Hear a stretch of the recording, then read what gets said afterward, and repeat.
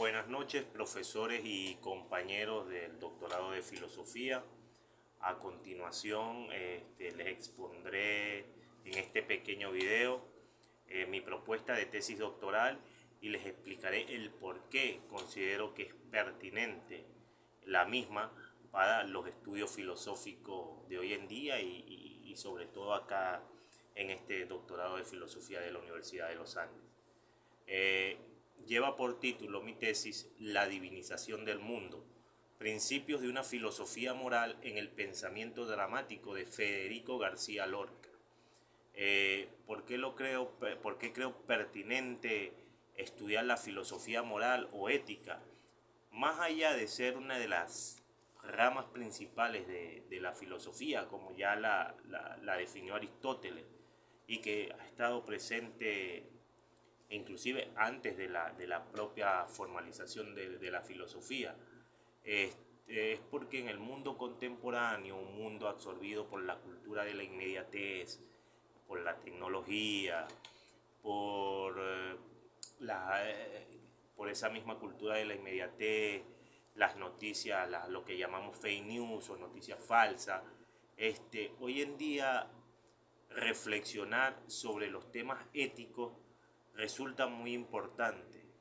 Y en el contexto que estamos viviendo, donde inclusive el tema de la democracia está en boga, inclusive nos preguntamos hasta qué punto la democracia actual, tal cual funciona hoy en día, ya no debería reformarse, reestructurarse.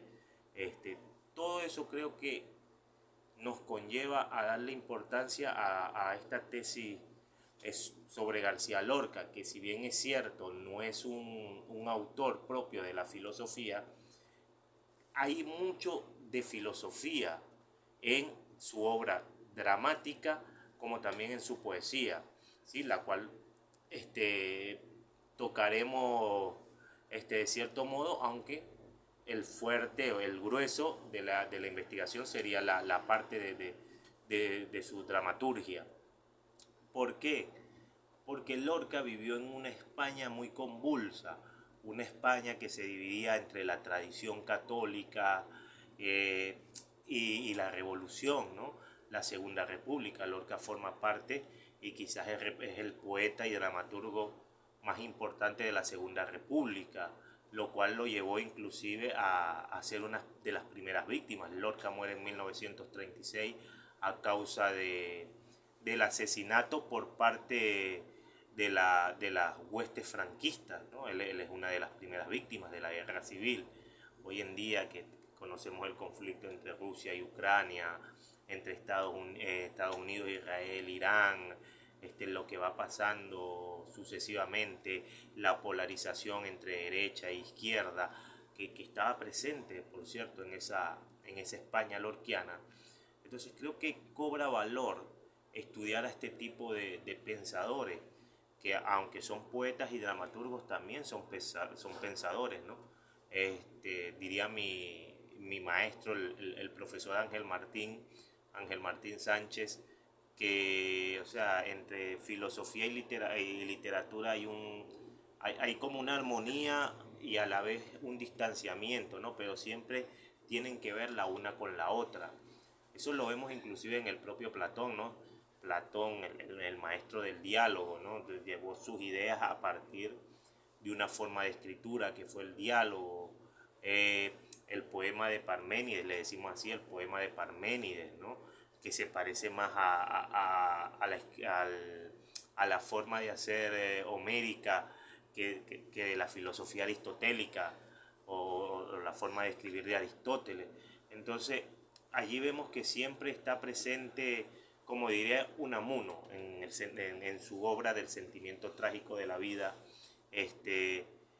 poeta y filósofo son hermanos, si no es que la misma cosa. Y por eso creo que es importante el profesor Matera también, un maestro que tenemos presente hoy en día y que nos da clase, también estudia esa relación entre poesía y filosofía, como lo expresa en sus libros Heráclito y la poesía griega.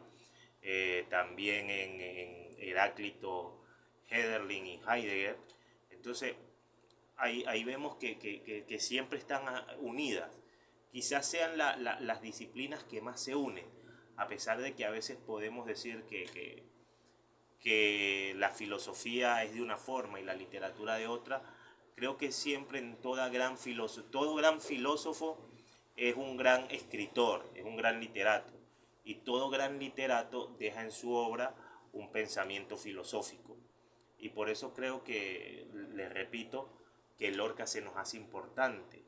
Y su dramaturgia, en este caso, y cuando hablamos de su dramaturgia nos referimos sobre todo a su trilogía rural, donde tenemos Bodas de Sangre, Yerma y La Casa de Bernarda Alba, porque allí se tocan tópicos de diversa índole que van desde el amor frustrado, el amor prohibido, hasta el problema político,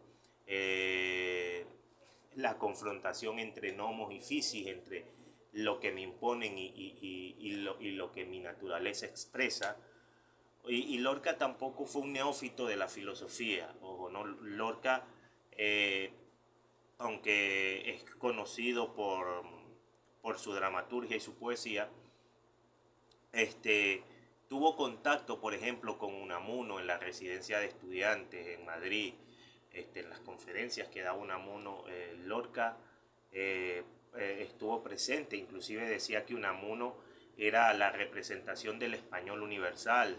En su teoría y juego del duende, que es más que todo un ensayo de estética o filosofía del arte, ¿no? Y hace referencia más que todo a la música, cita Nietzsche, ¿no? Y dice que inclusive Lorca va a decir que la cultura andaluza, esa que Nietzsche buscaba en otros lugares, estaba allí, en Cádiz, en Granada, en toda esa parte de Andalucía, ¿no? Ese espíritu dionisiaco, va a decir Lorca, que está presente en ellos. Lorca es andaluz, Lorca es nacido en la población de Fuente Vaquero, cercano a Granada. Digamos, el granadino, utilizando las palabras de él con Unamuno, digamos que es el granadino universal. Entonces, desde ese punto de vista, él no fue un neófito de la filosofía. Estudió la filosofía tanto en Granada, en la Universidad de Granada, como también en la Universidad de Madrid, donde el contacto fue más directo, sobre todo porque perteneció a esa gran generación, como les dije, de la segunda, ¿cómo es? La generación de plata o el segundo siglo de oro español, junto con Alberti, Alexandré, Gerardo Diego y muchos otros. Bueno, desde ese punto de vista, creo que se hace vital Lorca para estudiar desde lo filosófico,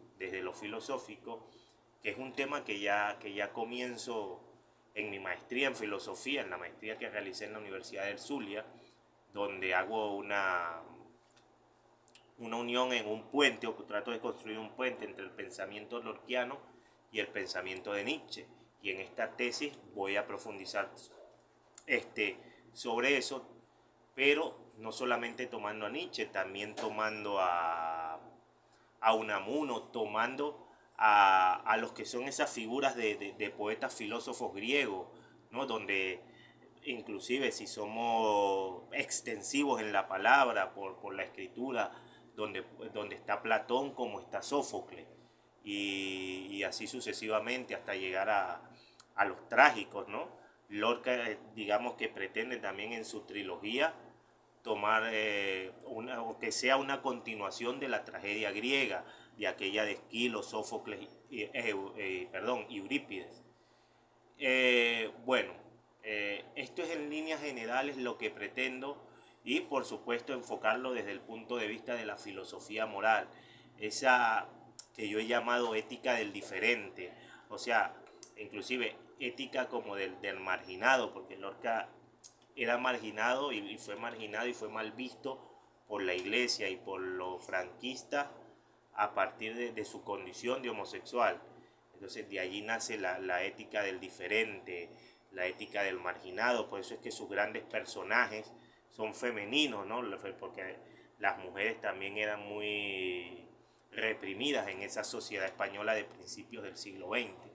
Bueno, esto es como les dije, y debido a que el video tiene que ser un poco condensado, en líneas generales lo que quiero tratar, ¿no? Exponer cómo hay una pretensión o una posibilidad de ética en la dramaturgia lorquiana. Bueno, con esto me despido. Mi nombre es Gerardo Valero.